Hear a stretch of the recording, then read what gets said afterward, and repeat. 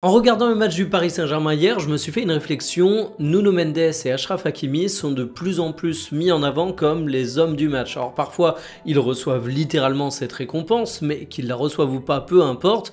Ils sont en tout cas dans les noms qu'on met le plus en avant au cours des rencontres. Et du coup, ça m'a fait naître une interrogation. Est-ce qu'on n'est pas en train de voir le poste de latéral devenir cool? Alors dans cette vidéo, je vais vous expliquer pourquoi, selon moi, en France, ces deux joueurs peuvent avoir une influence majeure. Et évidemment, je suis pas né de la dernière pluie, je suis bien au courant que des grands latéraux, il y en a déjà eu, mais ici, la situation est un poil différente selon moi.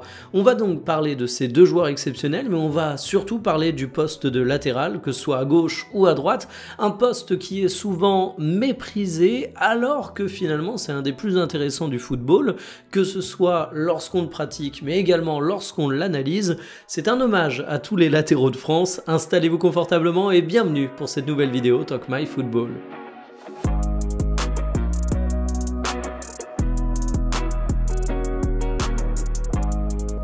Alors au départ, on va pas se mentir, latéral, c'est quand même un poste qui pue un peu. Quand tu joues avec tes potes, celui que tu vas mettre latéral, généralement, c'est pas le plus bon. C'est le mec où tu sais pas trop où le caser, tu sais qu'il a pas la finition pour être un attaquant, il est pas suffisamment fiable pour être un central. Au milieu de terrain, il a la vista d'un aveugle et la technique d'un pied carré, donc tu te dis, on va le mettre derrière, sur le côté, comme ça on le verra pas trop et on va limiter la casse.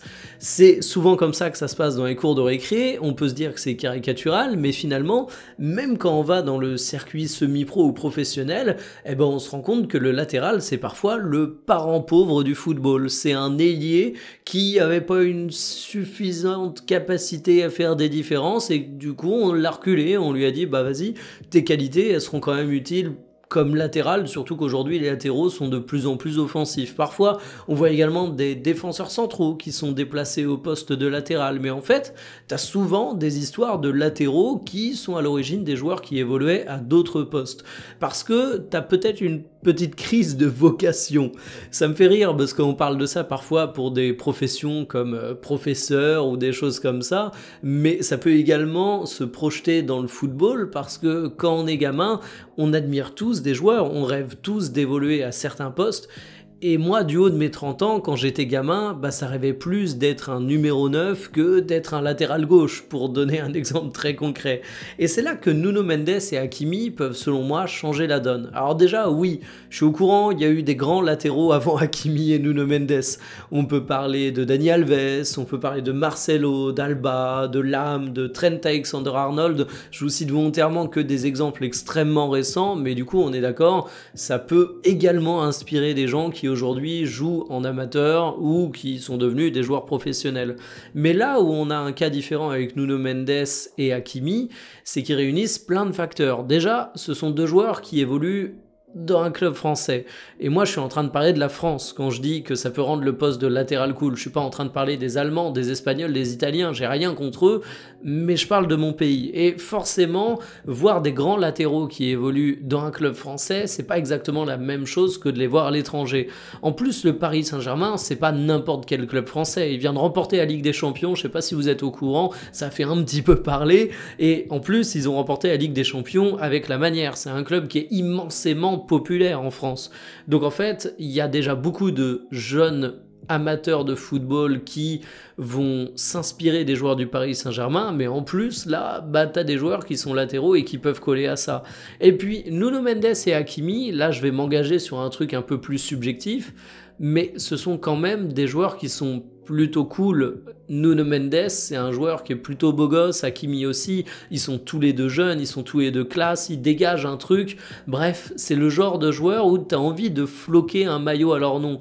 J'adore Philippe Lam, mais Lam, c'était quand même pas l'incarnation du joueur hyper cool, hyper marketing, hyper jeune que tu as envie de mettre en égérie d'une marque de fringues. Nuno Mendes, c'est un peu plus ça. Et du coup, ce sont des joueurs qui peuvent vraiment inspirer. Et comme je disais en introduction, j'ai l'impression qu'au fil des matchs du Paris Saint-Germain, ce sont des éléments qu'on met de plus en plus en avant. Et forcément, quand tu commences à devenir la star de l'équipe alors que tu es à un poste qui, dans le passé, a parfois été un peu sous-considéré, tu rehausses la considération pour ce poste. Alors, on pourra me dire, attention, c'est peut-être un game changer, mais justement, Nuno Mendes et Hakimi sont quand même des latéraux particuliers. Hakimi, on va beaucoup parler de ses buts et ses passes décisives. Or, si vous êtes un latéral et que vous pensez qu'au but, à un moment, il va y avoir un petit problème. Nuno Mendes, on le voit parfois faire des chevauchées fantastiques, des différences balles au pied qui sont impressionnantes, et comme Hakimi, c'est un mec qui a un profil offensif qui est hyper clinquant.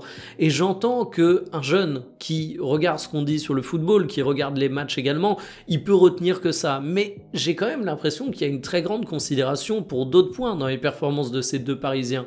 Le truc qu'on met le plus en avant quand on parle d'Achraf Hakimi aujourd'hui, c'est le fait que ce soit un formidable athlète, c'est le fait qu'il répète les efforts de manière incessante, et on y reviendra, mais c'est une caractéristique qui est nécessaire pour un latéral. J'ai l'impression qu'on parle limite plus de son côté athlétique que de ses buts, donc le limiter à cet aspect offensif, ce serait prendre des jeunes pour des idiots, alors que finalement, ils entendent la même chose que vous et moi et ils regardent les mêmes matchs. Même chose pour Nuno Mendes. Évidemment, tout le monde a en tête les différences que fait Nuno Mendes, mais on a également beaucoup parlé de Nuno Mendes quand il a affronté Mohamed Salah, en disant qu'il l'avait parfaitement géré. On a beaucoup parlé du duel de Nuno Mendes contre Saka lorsque le PSG a affronté Arsenal, et on parle aujourd'hui beaucoup de Nuno Mendes parce qu'il a réussi à contenir Lamine Yamal, qui est un joueur immensément talentueux. Donc en fait, oui, on parle énormément des différences qu'est capable de faire Nuno Mendes dans les phases offensives, mais j'ai l'impression qu'à la manière dont on parle beaucoup du côté athlétique d'Hakimi, on parle aussi beaucoup des qualités de défenseur de Nuno Mendes, et que du coup, ça permet de bien mettre en avant la richesse de ce qu'est être un latéral aujourd'hui en 2025 dans le football moderne, mais d'autant plus au Paris Saint-Germain. Et justement, être latéral dans le football, est-ce qu'on n'aurait pas affaire ici au poste le plus exigeant, malgré le fait qu'il soit parfois un petit peu mal aimé? En fait, quand tu es un latéral aujourd'hui moderne, tu as besoin de savoir attaquer, tu as besoin de savoir défendre, tu es peut-être dans le poste qui est le plus exigeant physiquement, et c'est très difficile d'être un bon latéral. C'est pas pour rien qu'on dit souvent qu'on a une pénurie à ce poste, et en plus, un latéral est jugé hyper durement sur les matchs. Il peut être jugé avec la sévérité d'un défenseur central, c'est-à-dire que vous prenez un défenseur central qui fait 89 bonnes minutes au cours d'un match, s'il a une minute d'égarement où il coûte un bout pour son équipe, on va décrire son match comme raté. C'est pas le cas pour un ailier, mais ça va être le cas pour un défenseur central. Et pour un latéral, vu qu'il a une dimension défensive dans son poste, ça peut arriver que le coup près tombe exactement de la même manière. T'as beau faire un match où tu fais 40 différences, si à la fin de la rencontre, tu te fais passer comme un bleu, tu finis à terre parce que tu te fais dribbler, l'image, elle va faire le tour du monde et on va dire c'est toi qui coûte le but. Mais pour autant, il faut savoir attaquer. Souvenez-vous de Benjamin Pavard. J'avais fait une vidéo sur Benjamin Pavard. Il parlait de sa perception un petit peu en France. Pavard, quand c'était avant tout un défenseur central qui était mis latéral droit en équipe de France et qu'il avait peut-être pas l'expérience qu'il a aujourd'hui, beaucoup lui reprochaient, et à raison parfois, son incapacité à faire des différences, parce qu'on attend également ça d'un latéral aujourd'hui. Donc en fait, latéral, c'est vraiment un poste où on a du mal à trouver des talents, et pour cause, c'est peut-être plus compliqué aujourd'hui d'être un latéral qui met absolument tout le monde d'accord qu'être un milieu qui met absolument tout le monde d'accord, parce que le latéral, dès que tu vas avoir une lacune, elle va sauter aux yeux. Et puis je trouve que c'est d'autant plus important dans le football moderne qu'il y a ce côté répétition d'efforts. Je l'ai dit, c'est un des postes où il y a le plus besoin d'être bon athlétiquement, et ça depuis toujours finalement. Mais aujourd'hui, on a beaucoup de discussions sur la répétition des matchs, sur les calendriers surchargés. Alors évidemment, ça pèse sur le mental des joueurs, mais il y a également une bête question physiologique, c'est la capacité de récupération des joueurs. Et pour être capable d'enchaîner les kilomètres au cours d'un match, il faut avoir une grosse caisse. Pour bien récupérer, il faut également avoir une grosse caisse, mais du coup, c'est peut-être en plus, avec l'évolution du football moderne, un truc qui est encore plus exigeant que dans le passé. Donc en fait, les latéraux aujourd'hui sont des véritables héros dans le football. Il faut se rendre compte qu'ils sont vraiment à des postes qui sont super exposés. Et puis, en plus, moi, ce que je trouve de plus en plus intéressant, c'est que aujourd'hui, on met de plus en plus en avant des profils de latéraux un petit peu différents. Alors évidemment, on a toujours eu des latéraux qui sortaient un petit peu du cliché, mais quand on regarde ce que fait Hakimi du côté du Paris Saint-Germain, moi j'en parlais dans ma vidéo qui évoquait le remplaçant d'Achraf Hakimi en disant qu'il était quasiment impossible à trouver. Je disais qu'Hakimi, faut se rendre compte qu'il touche en moyenne 90 ballons par match en Ligue des Champions comme en Ligue 1. Un mec qui touche 90 ballons par match, et en plus quand on regarde la hitmap d'Hakimi, on se rend compte qu'il revient régulièrement à l'intérieur du jeu, bah c'est pas un latéral qui bouffe la ligne, c'est pas simplement un ailier qu'on a reculé et qui aurait pas de talent de construction.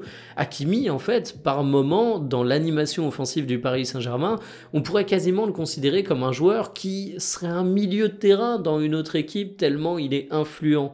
Il faut avoir la vista pour ça. Alors c'est pas une nouveauté, hein. Sous Pep Guardiola par exemple, on avait vu Cancelo être un latéral qui lui était encore plus à l'intérieur du jeu, qui vraiment transformait la perception qu'on pouvait avoir du poste de latéral, et c'est là qu'on voit qu'aujourd'hui c'est délicat de parler de latéraux dans son ensemble, parce que finalement d'une équipe à l'autre, bah tu vas avoir tellement d'émissions différentes qu'on peut presque pas parler du même poste, mais je trouve ça fascinant en fait de voir à quel point aujourd'hui, avec les évolutions tactiques du football, on est en train de rendre ces lettres de noblesse au poste de latéral.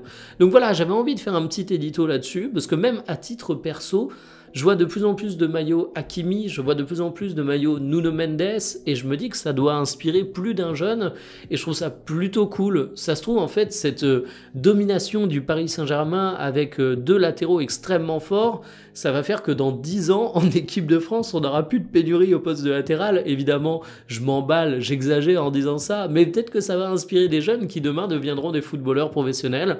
En tout cas, on a toujours eu des grands latéraux, évidemment, mais aujourd'hui, on en a deux exceptionnels en France qui évoluent dans un club très populaire.